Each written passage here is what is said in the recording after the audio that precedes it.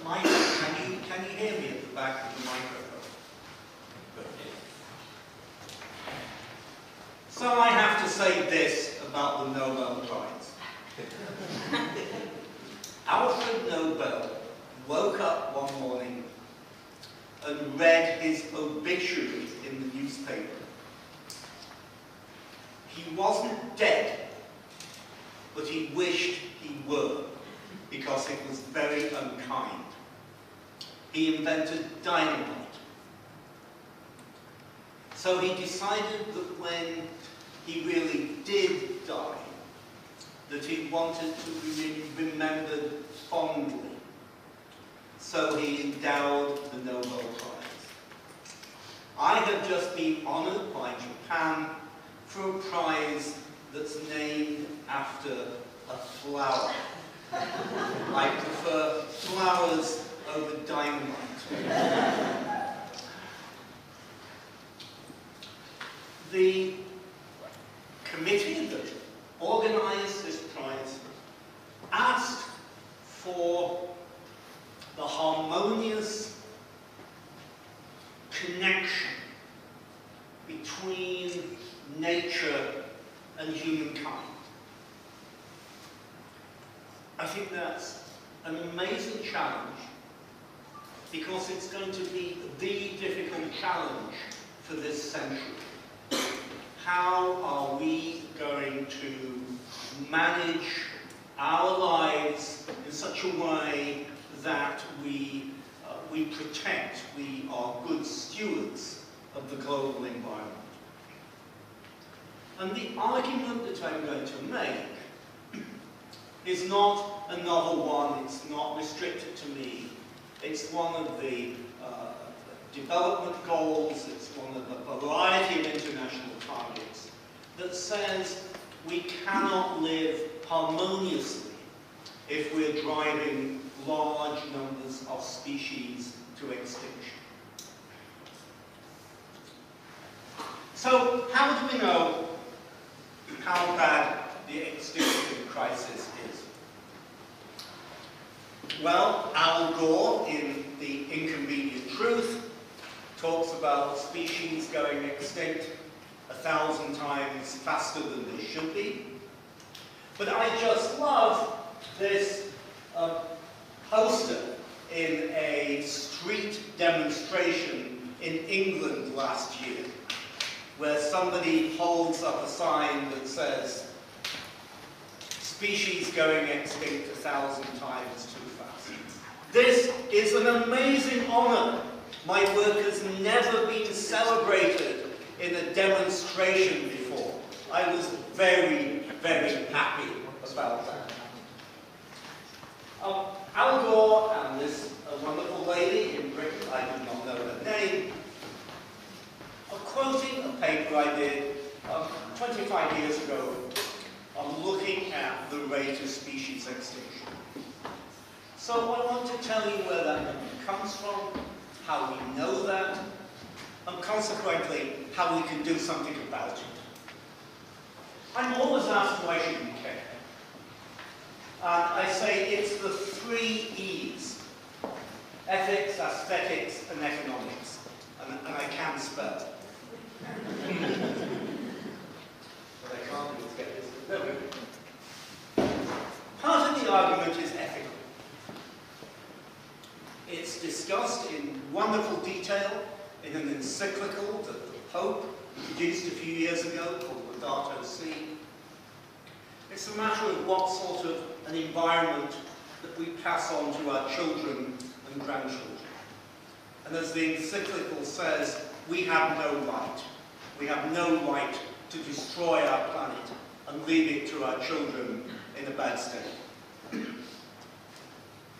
But there's another issue too. I'm sorry if this image offends you. My friends in the Amazon tend not to wear clothes most of the time. When we destroy forests like the Amazon, we must not forget that people live there. And these friends of mine there, Warani from the Ecuadorian Amazon, live traditional lives by choice. They live in villages that do not take money from oil companies. They lead traditional lifestyles. And when President Jair Bolsonaro in Brazil encourages people to trash the Amazon, please remember that this represents the murder, the eviction of indigenous peoples. So don't let's forget that when we destroy the environment, there are people within it.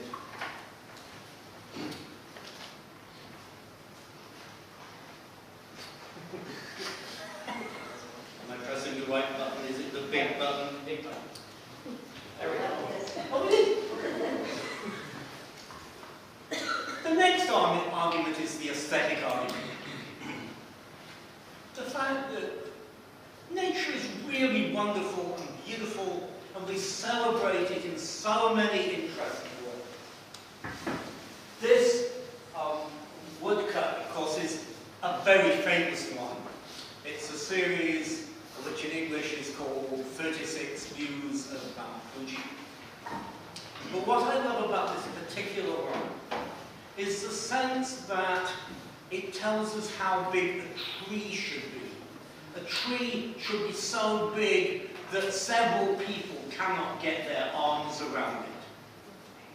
We have destroyed our forests so that the ones we have now are still baby trees. We have lost something. When I was last in Japan, I went to Hokkaido in January. My Japanese friends, I hear you take a breath. Hokkaido, January, cold, cold, cold. But I wanted to see this magnificent bird, the red-naped crane. It's a bird that is very, very prominent in Japanese art. It's part of Japan's culture. Like a lot of species, if we lost that bird, we would have lost something about our environment, something about our culture.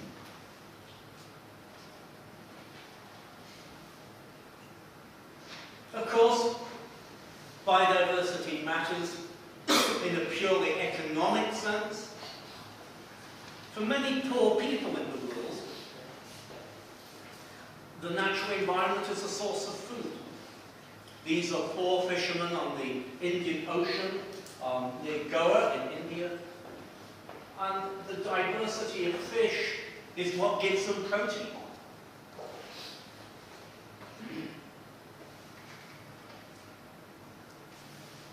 Biodiversity matters in an economic sense, in complicated ways. African countries earn an enormous amount of revenue from ecotourism. Tourism is the world's largest economic sector. It's growing rapidly, and within it, ecotourism is growing the fastest. Many, many countries depend on ecotourism. That's a trend that's going to continue. That's important. But what about these funny shells up there? These are called cone shells. You don't want to pick one of these things up on the beach and stick it in your pocket. People do, and they die. Because cone shells have a very, very potent poison. And they use that poison to catch fish. I hear your surprise. How can a slow-moving snail catch a fast-moving fish? It darts the fish with a harpoon, paralyzes the fish, and then sucks it in. That particular toxin is a very powerful painkiller, and it's used increasingly for terminally ill cancer patients for whom the normal class of opioid drugs don't work very well. So nature can be an enormously important source of drugs and medicines.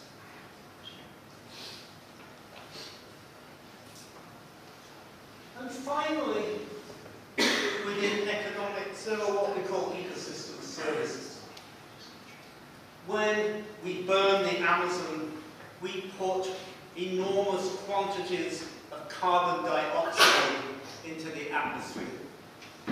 Land use changes, deforestation, puts 1 billion tons of carbon into the atmosphere each year.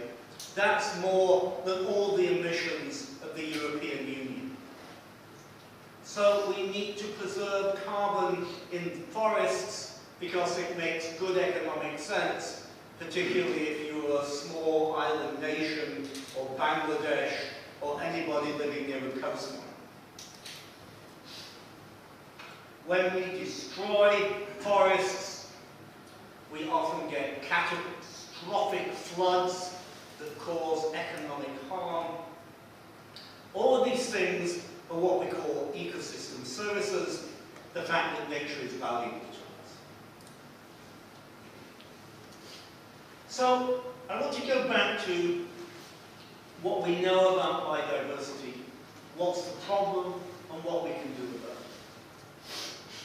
Why did Al Gore talk about extinction being 1,000 times faster than it should be? Why didn't he just say 3 species are going extinct per day, or 30 species are going extinct per day? The answer, quite simply,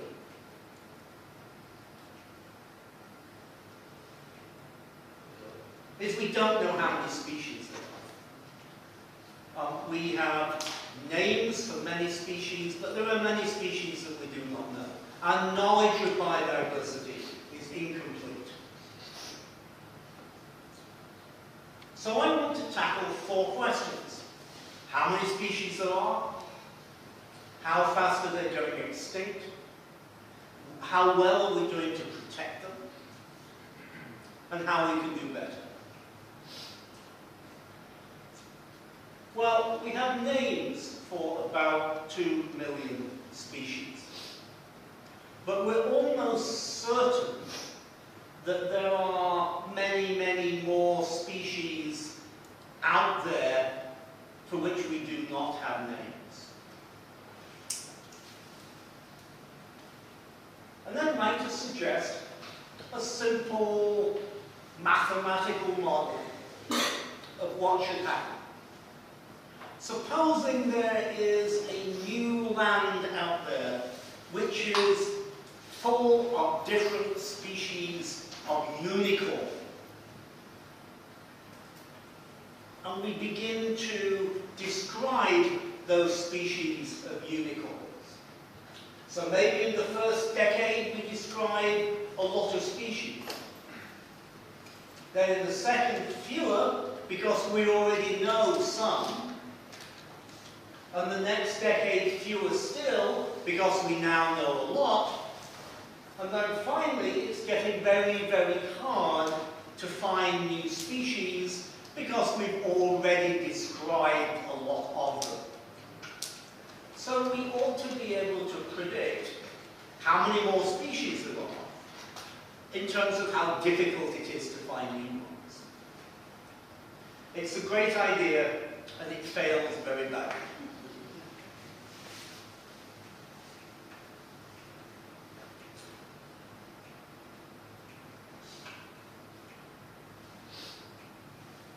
I'm going to skip a few slides so that we get away.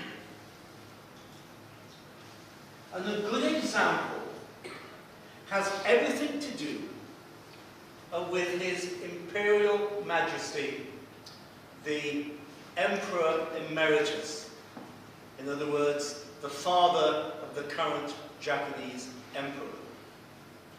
Because in my survey, of course, we know he's the former Emperor of Japan, but we also know that he's the world expert on a group of fish called gobies.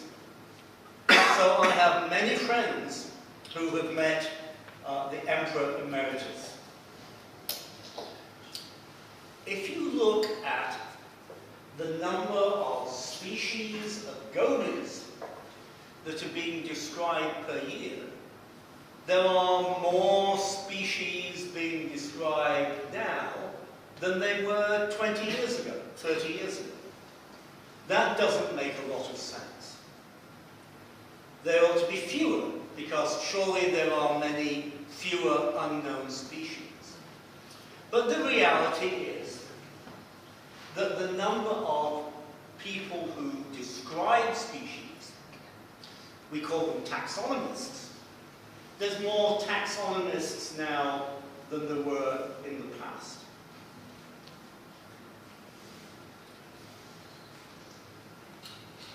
There is the Emperor Emeritus, hard at work, describing new species of goby. And if you look at the numbers of species of gobies described per taxonomist, you'll see that those numbers are not declining. So we can't predict how many species of gobies there are because there appear to be an unlimited number of gobies. We are only limited by the number of Japanese emperors who are available to do this very important task. So we know more or less how many birds and mammals and amphibians there are. We know that there's about 400,000 species of plant. About 15% are predicted to be undescribed. But for many, many groups of species, we don't know how many there are. So, how can we understand how fast species are going extinct?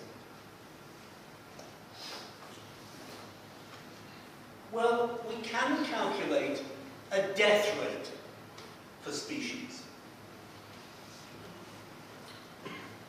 We can calculate a death rate for humans. We know that our death rate globally is about 8 deaths per 1,000 people per year. If you have a death rate much higher than that, with memorializing the end of the First World War, during periods of war, death rates are very, very much higher. We know that's very bad. So we can calculate the death rates of species.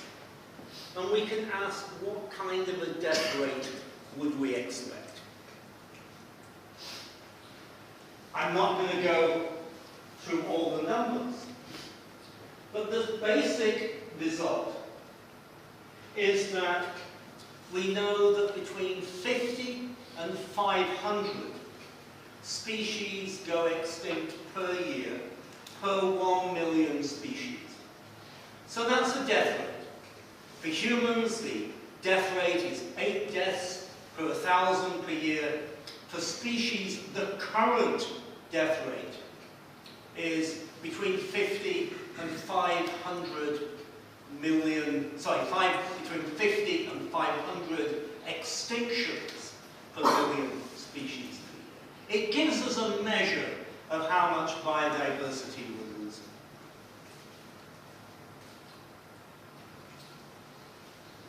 So, what would we expect that rate to be? Well, what we can do is to understand how fast species are being born. How fast the species created during the process of evolution, during the process of speciation.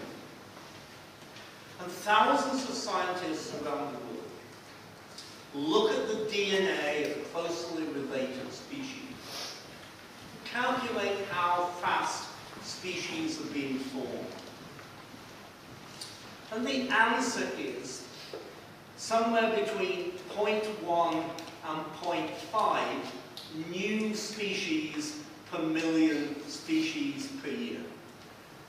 So I'm sorry to bamboozle you with lots of numbers, but we have a birth rate, and we have a death rate, and we know that the death rate is 1,000 times more than the birth rate. And that's very bad. And that's the measure of what we're doing to biodiversity. We're driving species to extinction 1,000 times faster than species are being created.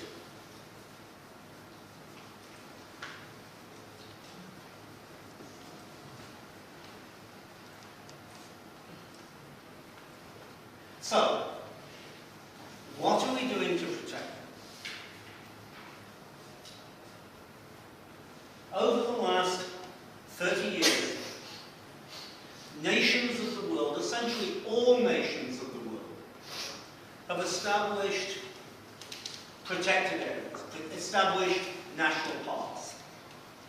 I understand that at your next Eton meeting, you are going to be learning about Afghanistan. And I spent 2 summers in Afghanistan working in the area that became Afghanistan's first national park. So even poor countries, war-torn countries like Afghanistan, are creating national parks. Easier for some countries than others. The green areas on that map are where the world's national parks are. The yellow areas are where wilderness is. And by wilderness, I mean places where there are very few people. And one of the things that becomes very obvious is it's easier to put a national park where there are few people. It's easy to put a national park in Siberia, or elsewhere in the Arctic, or in the middle of the Sahara. The world's national parks tend to be in places where there are very, very few people. And I understand that. That's what politicians do. They take the easy way out. But does that help us when it comes to protecting species? Does that help us meet the internationally agreed targets on reducing extinction rates? That's important because next year in Kunming in China, the Convention on the Parties of the Conference of the Parties of the Convention on Biological Diversity will meet in China to decide what's the next 10 years of targets that we should try to agree upon to further protect biological diversity. This is an example of a national park that makes Europe look as if it has a lot of protected areas. When you fly from the United States to China, on a good day, you fly right over the northern tip of Greenland. That's the very, very northern part of Greenland. It's 1 million square kilometers of a national park. I have never been on the ground there. I have no intention of being on the ground there. If you thought Hokkaido was cold in January, this is a whole new level of pain. So, I'm sure it's a wonderful place. It looks great from the airplane. I don't think it has many species. So we want to be careful when we ask politicians for more area for protection. We want to make sure that we're asking for the right places. So we can ask an interesting question. We can ask that given that we have protected 13% of the land surface. That's the ice-free land surface. Given that we can look at 50% of the planet that doesn't have many people, how well are we doing protecting species? Well, supposing you have a species that has a large range,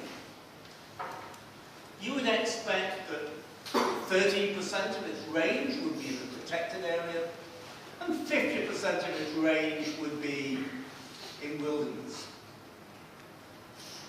If you have a lot of species with small ranges, even like unicorns again, you might expect that 13% of the unicorns, essentially 1 out of 6, would be in a protected area, maybe half of them would be in wilderness, the other half would not. So you should have an idea of to the extent to which our national parks, our protected areas, are protecting species.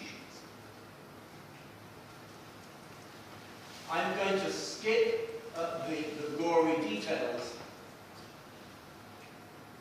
and show you some pretty pictures. These are all species that have small geographical ranges. That's important because species with small geographical ranges are much more likely to be threatened with extinction than species with large geographical ranges. And the fact is that globally we're doing a very good job of protecting these most vulnerable species. It's true that we're creating national parks in the middle of nowhere, which doesn't do us a lot of good, but we're also creating small, focused, biologically important national parks. And we should celebrate that success, and we should ask the politicians that we want more of it. The animal at the top left is a gibbon. It's called the Skywalker gibbon, as in Luke Skywalker from Star Wars. It sort of looks like Luke Skywalker with his hood, right? The little hummingbird on the left was recently discovered. The beautiful little frog on your right is called a poison dart frog. You don't want to touch its skin because it's poisonous. It's sitting there saying, I'm red and black, don't touch me. If you do, you'll die. Its tadpole on its back is quite capable of looking after itself. The fact is that we've done a pretty good job of looking after species with small ranges. We need to do a better job. And that's my final question. No, it's not final. So, my good colleague, Ed Wilson from Harvard University, a former Cosmos Prize winner, has said his idea is to protect half of Earth. The problem with that, Ed, is that just asking for half Earth, if that means the Sahara, more of Greenland, more of Siberia, that isn't going to do us any good. We need to have the right half of Earth. So there's Ed and I having a discussion about this. We are very good friends. I absolutely revere Ed. He's a wonderful man. The idea is that we need to go into the meetings to decide the agenda for biodiversity for the next decade and ask for more of the Earth to be protected. But it has to be the right part of Earth. We have to get the bits of the planet that are important for biodiversity, not just areas that are large because that sounds good. How can we do better?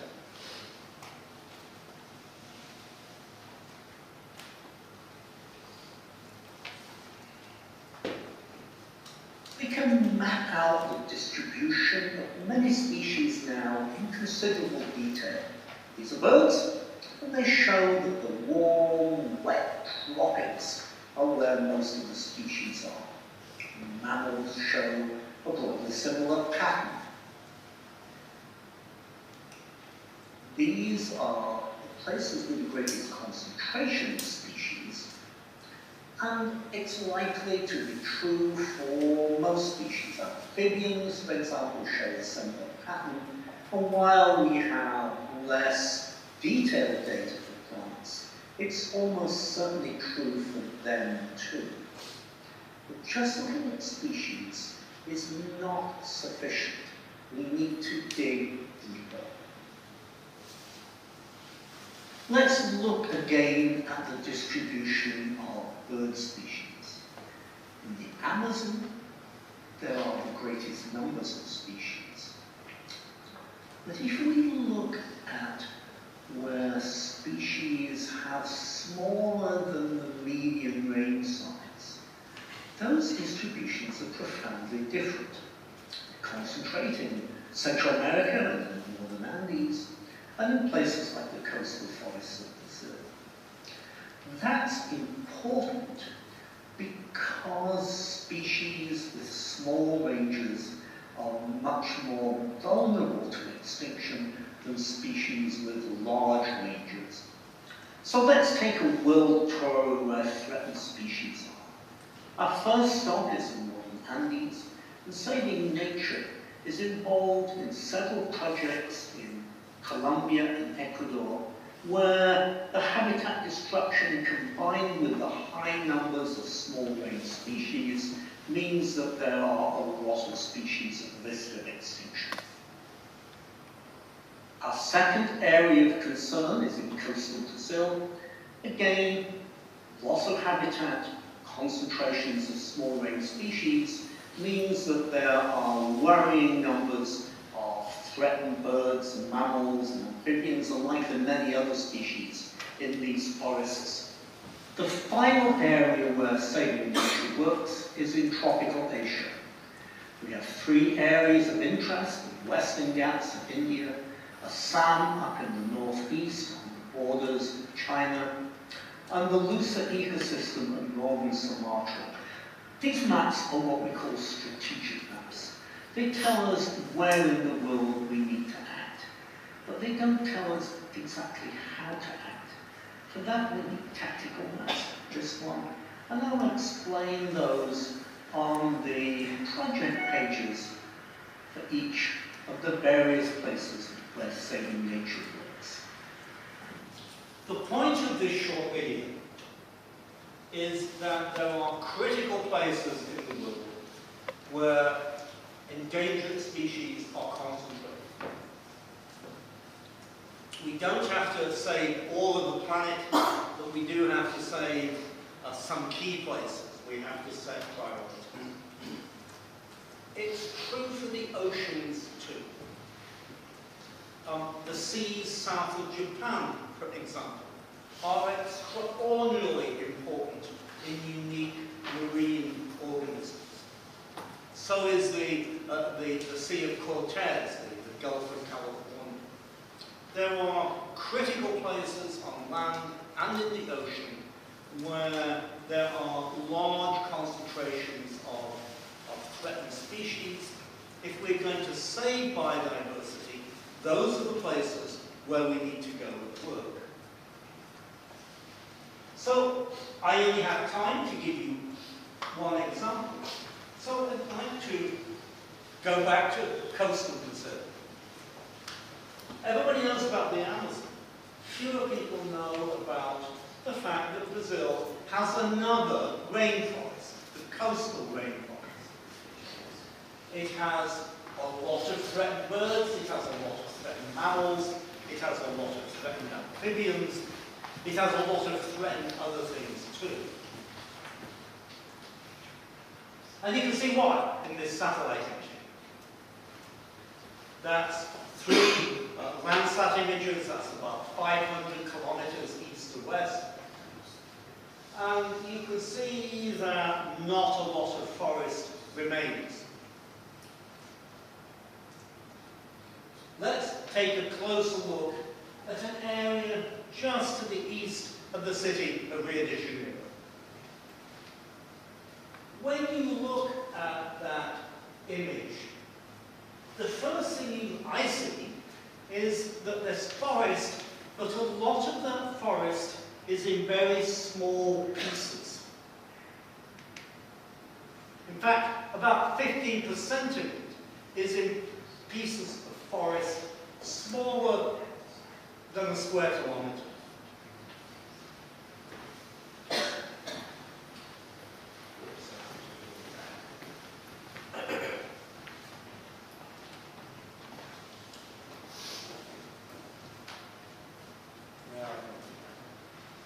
That's what the forest looks like on the ground. Well, from a helicopter. What you see is a landscape where only small pieces of forest remain. What we've done here is to map where the forest is. We have draped that map over a three-dimensional image of the area to show where the mountains are. And we have color-coded it by the numbers of threatened species that occur there. This is what we call a tactical map. We know this is an important feature, but when we look at that, we see that there is a cluster of areas of forest in the east, which contain the greatest numbers of threatened species. That's the front line for saving biodiversity. That's where we need to go. And we know that fragments are bad from an extraordinary experiment, perhaps the biggest ecological experiment ever run, which was organized by Professor Thomas Lovejoy in the Amazon. He worked in the Amazon 40 years ago and knew an area of forest was going to be converted to a cattle pasture, and was able to persuade the rancher to leave behind areas of forest that were 1 hectare, 10 hectares, 100 hectares, 10,000 hectares, and follow what happened to the species in those fragments. And the simple conclusion from this complicated graph is that unless you have fragments that are 10,000 hectares or more, 100 square kilometers or more, unless you have fragments of at least that size, that you are going to have species extinctions. And that is very, very useful science. It tells us that we cannot protect biodiversity if the remaining patches of habitat are too small. If they are too small, the only thing we can do is to reconnect them, is to re-establish connectivity between our isolated fragments.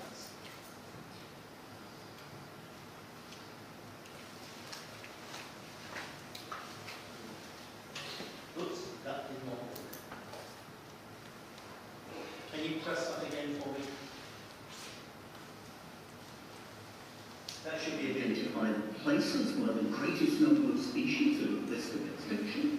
And when we do that, we often find they're in very fragmented landscapes.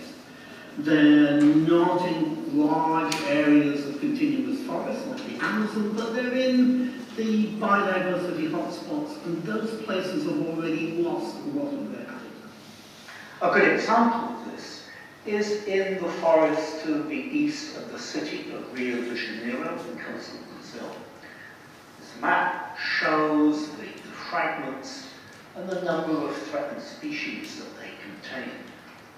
We have not just merely destroyed so much of the world's tropical forests. What we have left behind is tatters, in fragments.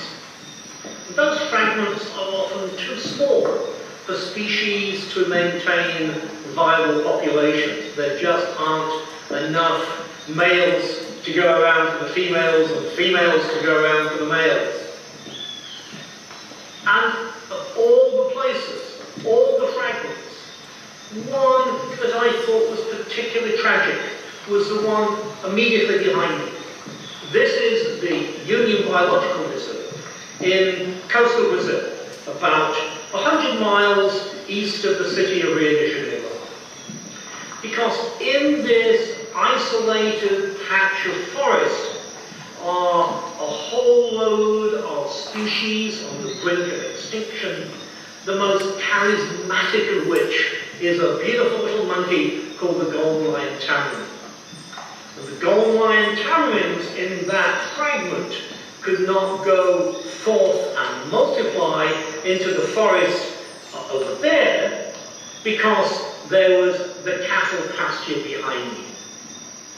And when I saw that cattle pasture for the first time about 8 years ago, a cattle pasture just like the one I'm standing in, I thought, it has to go. So, we have made it go away. This is a restored forest. I helped raise money for my friends at the Asociación Miguel Dorado, the Golden Lion Tamarin Association. I've planted this forest, and it now connects that once isolated fragment of forest in the Union Biological Reserve to a much larger area of forest over in this direction. It's what we call a biological corridor. And it means that the golden lion tamarins that were once imprisoned in this forest island, this forest fragment behind me, can now cross through these small but growing trees and go and find new habitats, new homes, new places for their tamarin families.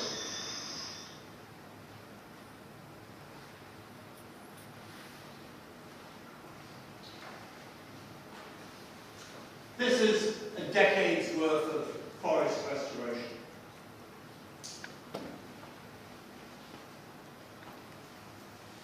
That's what the valley looked like 12 years ago.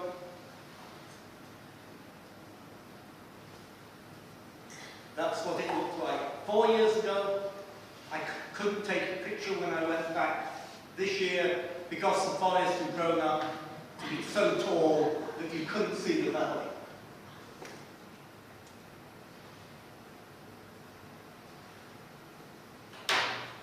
So, I started out by talking about the world, and I ended up showing you a picture of children planting trees in Brazil. We have children planting trees in Brazil, and Ecuador, and Colombia, and India, Sumatra, a dozen sites around the world. Children are very good, they're small, they're closer to the ground, they work for nothing. Graduate students cost more money, you have to buy them beer.